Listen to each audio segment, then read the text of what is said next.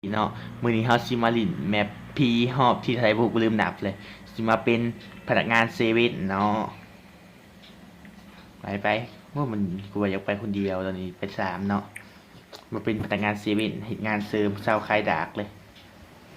มาเฮ็ดงานเสริมมันไปคนเดียวก็ได้นี่กูก็หาก็เห็น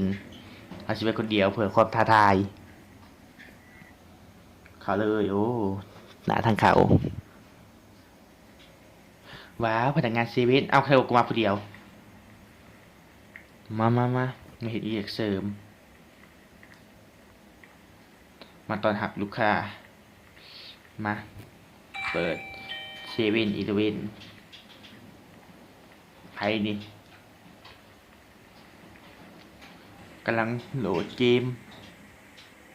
มาเห็ดเวียกหาเงินเปิดประดันชีวิตคุยขายะหาเศษอาหารใช่ไหมกะทำไมฉันถึงติดอยู่กับกลางคืนเสมอมันมีบางอย่างนะบางทีพวกเขาบางวัยจิตจะทำเปิดวิทยุออกอากาศฉุกเฉินออกอากาศฉุกเฉินออกอากาศฉุกเฉินออกเลยโอ้ยเสียงยังอย่าออกไป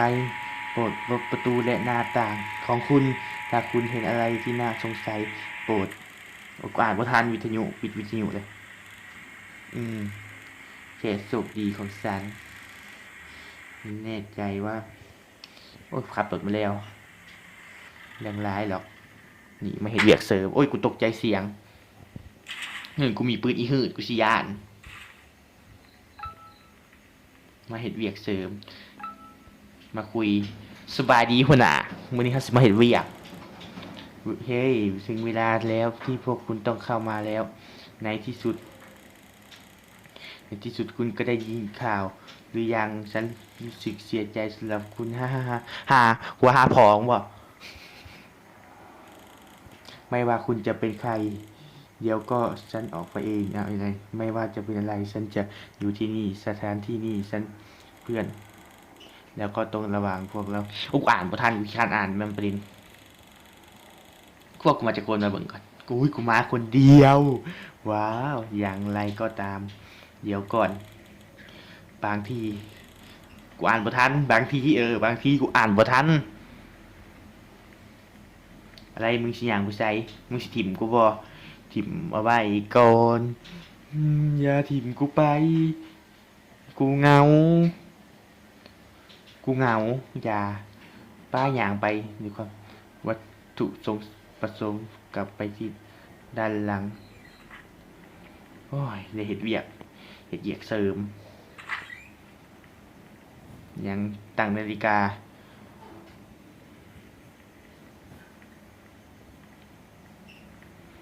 มาหาเงิน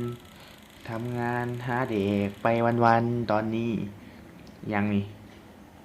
ฉันคิดว่าฉันควรเปิดโอ้ยกูตกใจเสียงเซเว่นอีเลเว่นนี่กะ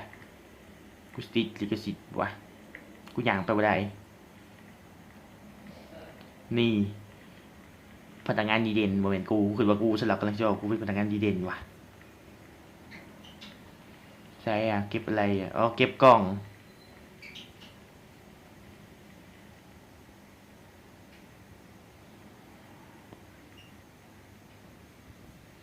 รับไปที่กล่องอ๋อไปนั่นไปวางของใส่ทำงานวันแรกกูพูดอีโนอีนี่ยังหรอกนะมาเฮ็ดเวียกวันแรกเซเว่นอีเลเว่นมาทำงานอีกแล้วมาวางของโอ้ยวางอยากตายแท้วางของทำงานวันแรกหาเงินหาทำแดกตอนนี้สีคายโตเลยบุมีเงินแดกแล้วตอนนี้อะไรเรียกแล้วยังไงต่อแล้วยังไงต่ออุ้ยกูตกใจรถสบายดีลูกค้าชื่อยังลูกค้าชื่อยังกูมีปืนอ่ะมึงเกี่ยวซื้อนะกูปืนยิงมึงได้ห่วยไว้กูเผาเมื่อห่วย เอาสบายดีลูกค้าบางอย่างนี่แค่ผ่านลวงตาเนาะลูกค้าสิเอาอย่างอ๋อลูกค้าคุยเหรอในที่สุดอะไรที่ไม่ต้องใช้เวลานานคุณยังรอไม่นานเหรอยังของมึงอีกอะไม่ว่าอะไรก็ตาม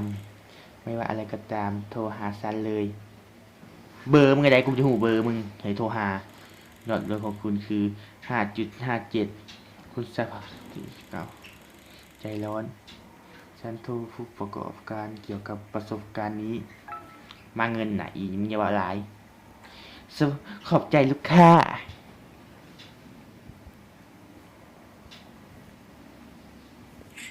ไปแล้วอินยินดีมากที่เธอจะออกไปในที่สุดนะกูยังหว่ากูรำคาญมันว่าหลาย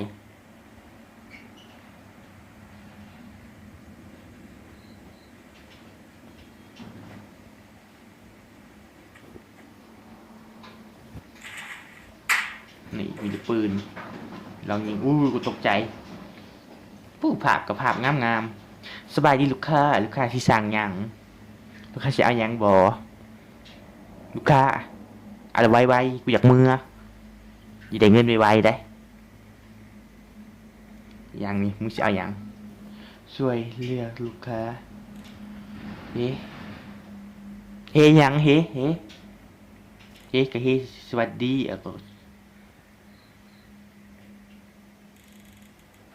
คุณสอบมันไหมคุณต้องการโทรหาฉันได้ไหม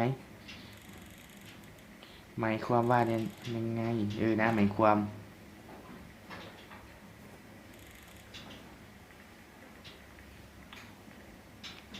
นะคิดเงินเอาเงินมาอย่าว่าลายอย่าหา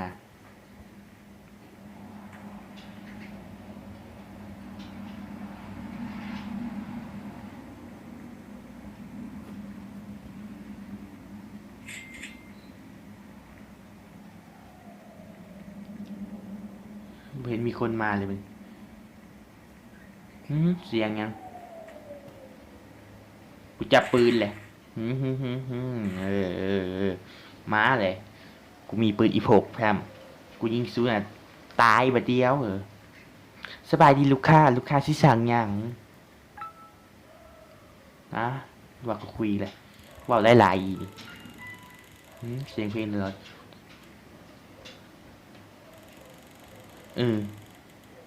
ฉันไม่แน่ใจว่าคุณกำลังพูดอะไรถึงใคร